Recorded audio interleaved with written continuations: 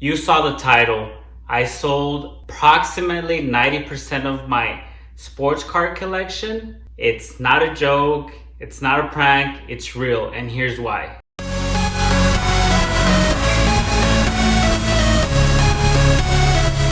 The sports card market is booming. It still is, and it will continue to. In my humble opinion, this is only the beginning. To give you more context, check this out. The sports card market has outgrown the S&P 500 2.5 times each year since 2008. That's big time, and it continues to trend up. We recently saw a market correction with basketball, soccer, vintage, you name it. The market dropped quite significantly, but that's expected with any market. The growth has been incredible. It's been awesome to be part of, and it was time to take some profits. But why? Why now? If it's gonna continue to grow, right? So let me take you on a small journey of how I've collected and grown my sports card collection. It originally started with a massive lot of thousands and thousands of sports cards. It was this right here is the original Foot Locker that I got. So it looks super cool, it looks super old school, that's because it is. And there was another one of these, not this one, but a different one. It came with a bunch of gems. In particular, this was the standout. This is an Emmitt Smith rookie card that is autographed with a certificate of authenticity, so it is legit. The market was already booming, but I was able to negotiate a good deal. I spent days, weeks, months sorting out the cards. It was insane, but it was fun and I learned a lot. Most of it was junk wax era years, but there was a lot of gems in there. I decided to fill up one of these and sell half of it. I instantly 2x'd my money and I was able to keep half of that collection. So even with that, my collection was still massive. And what I did is I bought a lot of singles. I did a really good job doing research, educating myself on which cards to buy. I went with a player that I loved and I will forever have admiration for, Kobe Bryant. And I bought a ton of his rookies, which are now worth 4 or 5 times worth what I originally purchased them for. But I did buy a lot of stuff that I didn't really care for. Tiger Woods cards, a lot of wrestling cards, tons of dollar pieces from Shaq, Vince Carter, Allen Iverson. Then I started getting really into hunting and landing retail product. At first, it's always been tough to land product, but with persistence, I've been able to land a few times in high volume. So I've had some product to be able to put in for the Robinhood sales and some to rip for myself. So as I ripped, I was able to grow my collection. And at this point, I had only done that one sale, everything else stayed. Finally, it came to the point where I knew I needed to sell some. So what I did is I loaded up 2 big boxes, this big, and I filled it up with a bunch of sports cards. At first, I did post it up on Facebook. I tried to sell it. It didn't gain a lot of traction, and when it did, people wanted to buy individual cards, and I wasn't too interested in that. So what I ended up doing is I ended up giving that away. So if you scroll back on some of our old videos, you'll see where I made a video talking about it, and it was pretty amazing. And it was a super fulfilling act because that was an instant, huge, massive collection for one of our friends and subscribers. So that was such a good experience. The only thing is that we still had thousands and thousands of cards sitting. So I spent days and days and days sorting out which cards I no longer wanted. And this included a lot of good cards, plenty of rookies, and I literally had to go through my personal collection. I'm not kidding, about 20 times, and each time it was super hard getting that card from my personal collection over to the stack that I was going to sell, but I was able to do it.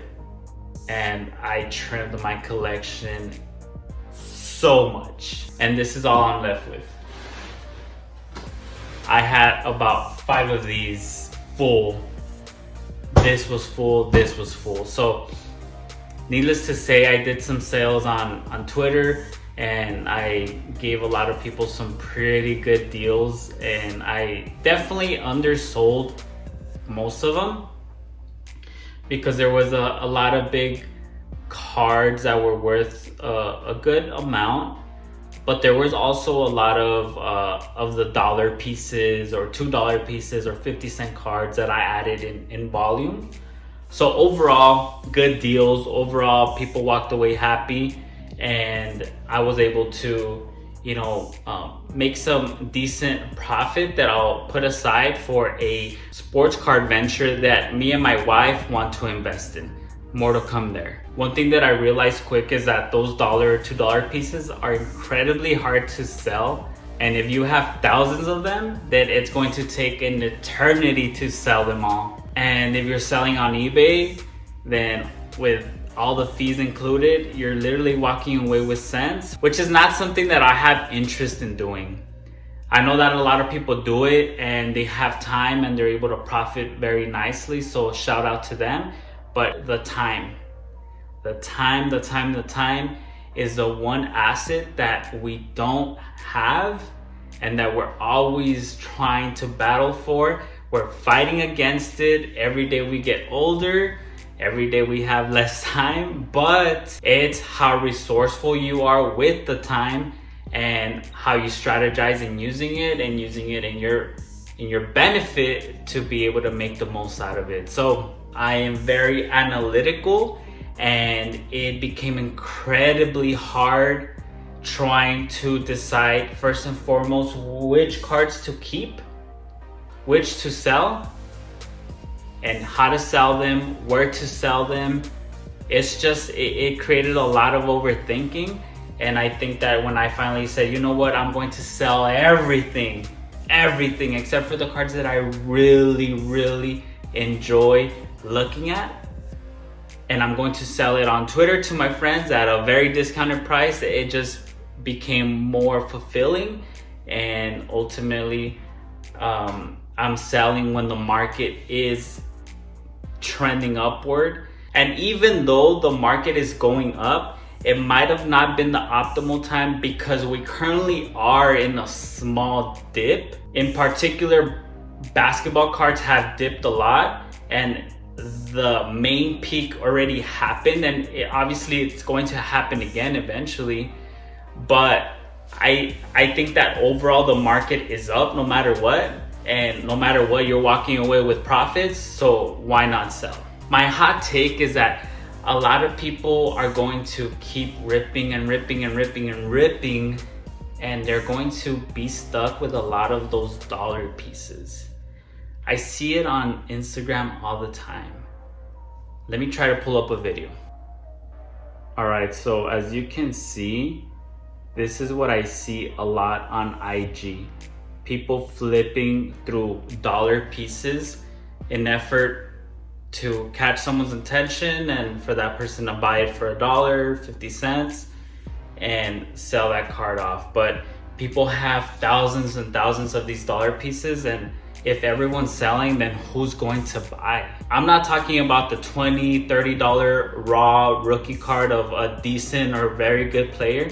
I'm talking about that 5th year, 4th year variation card that we have no idea why Panini printed 10 variations of this veteran that no one really cares about, and now we have thousands of people who are stuck with that card because they just shoved it in different product.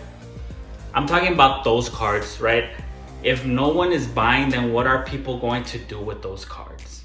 And I much rather sell it right now when we are in an uptrend, in a bull market, than sell it when everything is bearish, when people are struggling to sell, or when there's no more high interest in sports cards. I don't think that it will get to a bear market or people will lack interest in sports cards anytime soon. But ultimately, I do foresee that happening and people being stuck holding the bag because they didn't want to sell that dollar piece at the right time. And ultimately, even those $20, $30 raw cards, I can tell you that those will probably drop because people love and are very interested in graded cards because it eliminates the anxiety, the confusion, the inability to understand if that card that you have, that raw card that you have, if it's a potential 10 or a 9, right? If it's already graded, then you already know what you're getting, right? And it's protected. It's just the overall win situation. So I think that raw cards is also a big gamble, and it's also a risk of you getting caught holding the bag if you don't grade it. And I know it's becoming even harder to get cards graded because these companies, PSA, SGC, Beckett, they have extremely long wait times, turnaround times. It takes forever for you to get your card back. If you send it in a service for you to get in 30 days, you get it in 90 days. It's ridiculous. And PSA just recently did a price hike, which I understand, right? The company is growing and they're doing that in effort to grow their business, to scale up. They hired a bunch of people. They grew their facility by, I think, 150,000 square feet. So it's understandable, right? And ultimately, that's where the market is going. It's all about graded cards. All the big names that are pouring in, that's all they buy. They're not buying raw cards to get them graded. They're already buying them graded.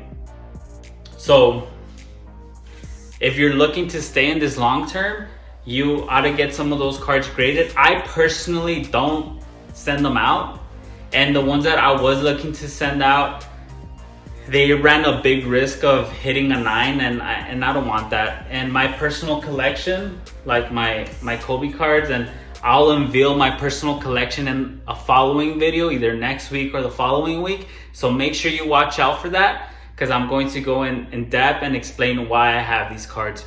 Anyway, I don't get them graded because why would I get them graded and get someone's subjective opinion of the condition of my card if they're for me? The only reason I'll get them graded is if I want to sell, and it doesn't matter if PSA raised the price from $10 to $20. I bought these cards for a reason, because I know that they are undervalued and they will grow. So that $10, $15, $20 increase won't really impact the profit that I'll take on that type of card. So ultimately, I didn't want to get caught holding the bag, so I sold off 90% of my personal collection. Now this is what I have left, and I encourage you to not be afraid of selling cards, right? Don't get caught holding the bag. Don't get caught hoarding. That is not a good behavior to have, to just hoard something in general. Let it go, and it's very relieving. It's such a great feeling when you finally let go, and when you're able to really condense it to the important things in life, because that's, and I don't want to get corny, but ultimately you're the happiest when you live a simple and practical life. So simplify your collection, sell off the pieces that don't really make you that happy, and cash in on the profits, because this market is going to continue to go up. So leave a comment below and tell me, what are your thoughts? Do you plan on holding most of your collection and selling at a later time?